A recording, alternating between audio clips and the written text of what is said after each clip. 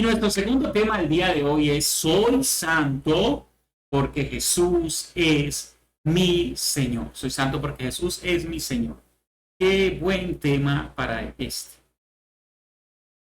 Muerte espiritual. Este es lo primero que queremos hablar, de la muerte espiritual, porque nos lleva a entender un poco mejor lo que es la santidad verdadera. El pecado y la muerte reinan. Dice Romanos 5:12, el pecado entró en el mundo por un hombre, es decir, por Adán, y por el pecado la muerte. Recuerde, el pecado se origina en el cielo por medio de Lucifer, pero después se introduce en el mundo o entró en el mundo por medio de Adán. ¿Okay? Y cuando entra el pecado, también entra la muerte. Así que la muerte es la cuenta de cobro del pecado y andan juntos. Tú pecas, tú mueres. Así de sencillo. Así la muerte pasó a todos, no a algunos, a todos los hombres, por cuanto todos pecaron. No obstante, reinó la muerte. Note este texto. Recuerda que estamos hablando de señorío, de reinado. No obstante, reinó la muerte, es decir, el pecado reina, la muerte reina, desde Adán hasta Moisés, aun en los que no pecaron a la manera de la transgresión de Adán, el cual es figura del que había de venir, hablando de Jesucristo. Muy bien. Muerte espiritual. Dice primera carta a los Tesalonicenses 5:23 que todo vuestro ser, espíritu, alma y cuerpo. Este texto nos dice que todo nuestro ser tiene tres partes, espíritu, alma y cuerpo. Eso se le llama un ser tripartito, que tiene alma, que tiene cuerpo, que tiene espíritu. Tripartito, alma, cuerpo y espíritu. Esta alma es la persona que posee vida, posee la vida. Entonces el alma, tú eres un alma. Sí, en el fondo eres un alma que tiene un cuerpo para comunicarse con lo físico, con este mundo físico, y tiene un espíritu para comunicarse con el mundo espiritual. ¿Okay? Pero eres un alma. Importante. Esta alma tiene unos sentimientos. O sea, ya hay unos textos que justifican todo esto y tú puedes bajar el PDF y buscarlos en la Biblia y confirmarlo.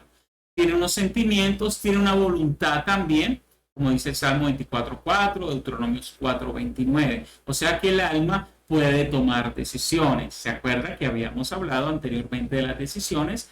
Dios sigue permitiendo que el alma, es decir, tú puedas decidir. Y es inmortal. ¿Qué significa inmortal? Que tiene principio pero no tiene fin. Fue creada pero no va a ser terminada. ¿Ok? Y eso contradice la falsa doctrina de los testigos de Jehová, donde hablan que los condenados no van a ser aniquilados, o sea, su alma va a desaparecer. Mentiras. El alma es inmortal. ¿Ok? El alma es inmortal. Y nos vamos entonces con el cuerpo.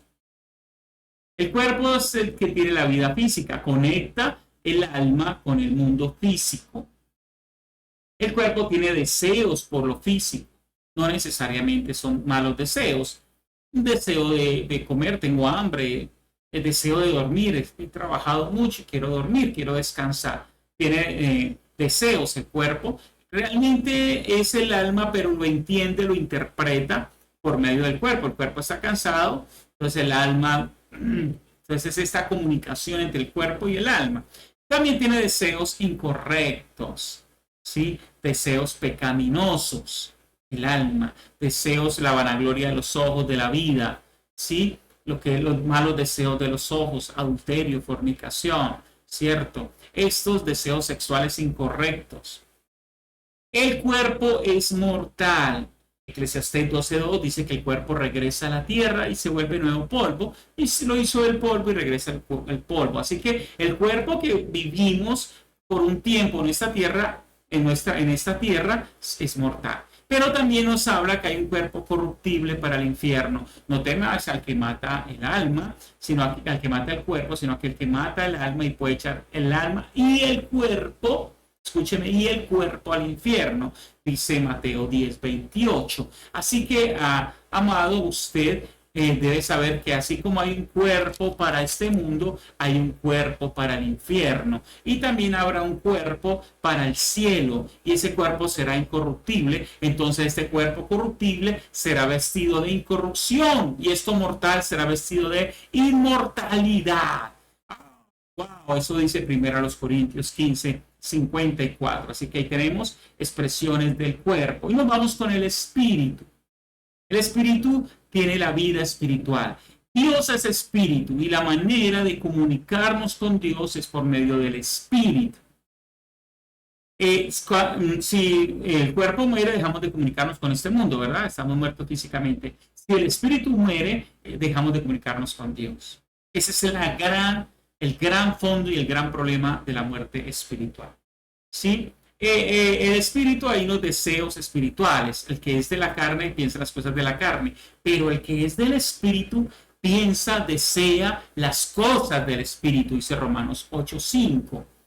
Muerte espiritual. Entonces, dice que en otro tiempo anduvimos en los placeres de nuestra carne, estando muerto en esos placeres. Entonces, el pecado produce muerte. Recuerde, la paga del pecado es muerte. Al pecar, cuando nosotros pecamos, viene la muerte espiritual primero, luego viene la muerte física, de la muerte espiritual, que es la muerte del espíritu, la muerte física, que es la muerte del cuerpo, y la muerte eterna, que es la muerte del alma, para que lo entendamos mejor.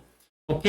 Entonces, muerte espiritual, la palabra muerte, que viene del griego thanatos, significa separación. Muerte espiritual, espíritu separado de Dios. Muerte corporal o física, el cuerpo separado del alma. Y muerte eterna, el alma separada eternamente de Dios, para entenderlo mejor. ¿Ok? Y viene la eternidad espiritual. Nuestra eternidad espiritual, viviremos como seres espirituales con un cuerpo incorruptible, donde podemos ver al Señor. Aleluya. Muy bien. Muerte espiritual. Reinado de la muerte, sin la ley mosaica. O sea, sin que existiera toda la ley de Moisés, ya había reinado de la muerte. Dice, no obstante, reinó la muerte desde Adán hasta Moisés. Entonces la muerte ya reinaba desde antes de la ley, gobernaba, o sea, el hombre. ¿Por qué hablamos de recibir a Jesús como Señor? Porque el hombre, el Señor del hombre es el pecado. El pecado lo está gobernando. ¿Por medio de qué lo gobierna? De que está muerto espiritualmente y que su alma está por medio del cuerpo, está ligado al pecado. Así que el pecado está enseñoreado sobre el hombre. El hombre está haciendo lo que su carne le pide hacer. ¿Tú por qué te emborrachas y estás destruyendo tu cuerpo? ¿Por qué consumes drogas? No, es que es lo que me gusta. El pecado se ha enseñoreado de él, por tanto la muerte. Empiezas a ver cómo muere a temprana edad, cómo destruye sus neuronas y que no le importa, porque el pecado está reinando sobre él, la muerte está reinando sobre él. El reinado de la muerte también está después de la ley, porque mientras estábamos en la carne, las pasiones pecaminosas que eran por la ley obraban en nuestra miembros, los que eran por la ley. Entonces, la ley ya muestra más claramente el pecado escrito, ¿cierto? Hay 613 leyes y están mostrándonos el pecado de la humanidad. Los 10 mandamientos ya nos muestran, en resumen, el pecado del hombre. Recuerda, el primero es querer hacer un Dios a su manera, el segundo es tomar un Dios que otro hizo, y así empieza una serie de cosas que nos gusta hacer con nuestra carne. Tremendo esto. Entonces la muerte ha venido reinando en el hombre porque el hombre ha tenido muerte espiritual. Vida espiritual. Entonces, ¿cómo salir de esta muerte espiritual y llegar a una vida espiritual? Por la muerte de Jesús tenemos vida nosotros. Romanos 6:6 dice, sabiendo esto, que nuestro viejo hombre fue crucificado juntamente con él, para que el cuerpo del pecado sea destruido. ¡Wow! O sea, para que ya no gobierne la parte carnal, ese cuerpo pecaminoso, a fin de que no sirvamos más al pecado. Ya no más el pecado es nuestro Señor. Ya no más somos siervos del pecado. Ya no más somos esclavos del pecado. ¡Wow! a causa de la muerte de Jesucristo. Por la gracia en Cristo hay vida espiritual. Romanos 6:14, porque el pecado no se enseñoreará de vosotros, pues no estáis bajo la ley, sino bajo la gracia. ¡Wow! El pecado no será más nuestro Señor, sino Jesucristo. Cuando le entregamos nuestra vida al señorío de Jesús, Él rompe el señorío del pecado sobre nosotros por gracia. Vida espiritual, libres del pecado, siervos de Jesús. Romanos 6:16 dice, ¿no sabéis que si os sometéis a alguien como esclavos, escuche, esclavos o siervos, para obedecerle? Oh, para obedecerle. Sois esclavos de aquel a quien obedecéis, sea del pecado para muerte o sea de la obediencia para justicia. Amado, tú eres esclavo de Jesús o eres esclavo del pecado. Si eres esclavo de Jesús o siervo de Cristo y Él es tu Señor, tú tendrás vida eterna. Si eres esclavo del pecado, de la muerte, tú tendrás muerte eterna. Así de sencillo es. Por eso hay que entregarle nuestra vida al señorío de Jesucristo. Y ahí viene la santidad. Y el primer tema de la santidad que te voy a tocar es la santidad instantánea. Por la obra de Cristo. Dice Romanos 6:22, mas ahora que habéis sido, recuerde, libertados del pecado, o sea, ya no somos esclavos, siervos, Él ya no es nuestro Señor, y hechos siervos de Dios, ahora nuestro esclavitud, nuestro ser siervos somos de Dios. Tenéis por fruto, mire, fruto la santificación y como fin la vida eterna. Así que la santificación instantánea es que el Señor perdona nuestros pecados e instantáneamente nos limpia de él, haciéndonos libres del pecado. Se lo quiero mostrar en una imagen. La obra de Cristo es algo así. El hombre puso un significado allí de un pecado oscuro, pasa por el sacrificio de Cristo, la sangre de Cristo, pasa por ella y allí es limpio y sale justificado. Eso se le llama santidad instantánea. Es decir, que el Señor para limpiar tu pecado no necesita 10 años, no necesita 5 años, no necesita un año. No es un karma. Ay, es que Dios tiene que meterme en un karma para poderme limpiar. Eso son mentiras. Dios te limpia instantáneamente cuando hay verdadero arrepentimiento y entrega al señorío de Cristo. Entonces eso se le llama santidad instantánea. Pero también hay una santidad progresiva. ¿Qué es esta santidad progresiva? Por no practicar el pecado. Si la primera santidad es hecha por Dios, ¿cierto? La segunda santidad, que es la progresiva, viene en las decisiones del hombre, de crecer, de desarrollarse. Primera de Juan 3:9 dice, todo aquel que es nacido de Dios no practica el pecado. Ahora, si tú has nacido de nuevo, tu naturaleza es que no practiques el pecado. Entonces hay dos cosas. Si tú has nacido de nuevo y practicas el pecado, o realmente no has nacido de nuevo, o tomaste una decisión ya siendo libre del pecado. Recordemos que la palabra practicar no es cometer de una manera por allá de vez en cuando, cayó en algo que estaba luchando, sino es darse al pecado, hacerlo, planearlo, ejecutarlo. Eso es practicarlo constantemente. ¿Ok? Entonces el que ha nacido de nuevo no debe practicar el pecado. Cada vez crece más en no practicar el pecado. Es más maduro en esta área. La santidad progresiva por decidir, andar en el Espíritu. Dice Gálatas 5:16. Digo pues, andad en el Espíritu y no satisfagáis los deseos de la carne. Mira que es una invitación. Digo pues, andad, o es un mandato. Es decir, tú tienes que tomar la decisión. Wow, yo voy a decidir andar en el Espíritu, alimentar el Espíritu y no alimentar mi carne. Es una decisión. Ten claro esto, la santidad progresiva es mi decisión. ¿Sí? Y si tú quieres esto, pon ahí, yo decido crecer en santidad.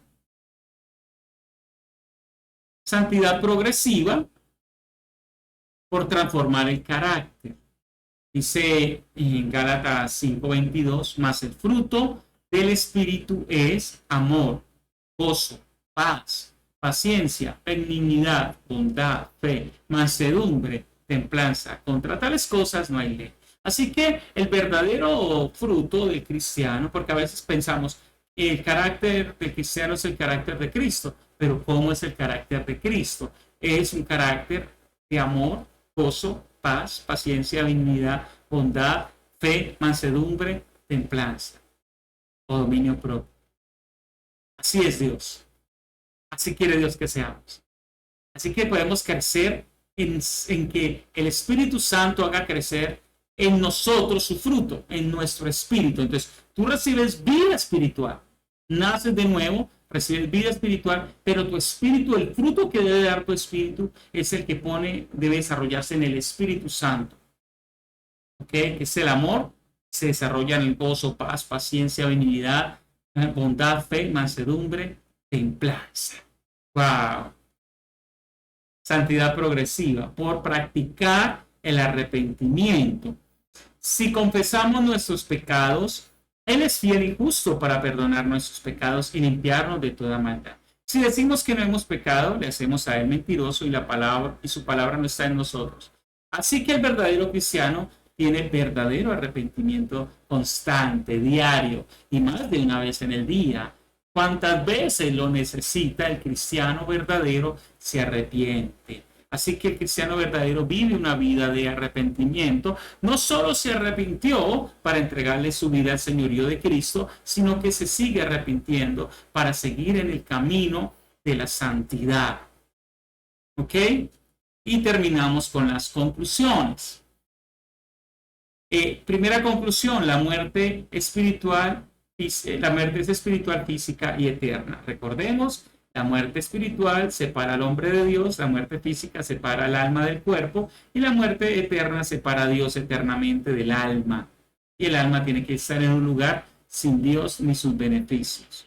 El nuevo nacimiento nos da vida espiritual. El nuevo nacimiento es que cuando estamos muertos espiritualmente nos da vida y nos une nuevamente con Dios. Es esa segunda oportunidad. La obra de Cristo da santidad instantánea al nuevo nacido. Cuando nacemos de nuevo, Señor limpia todos nuestros pecados y nos da una santidad instantánea. La santidad progresiva es una decisión de la persona para crecer. Todo cristiano debe tomar la decisión de crecer y hacerlo bien, rápido. Es una decisión, como tú decidiste estar acá para crecer. Muy bien, espero que este tema le haya gustado tanto como a mí.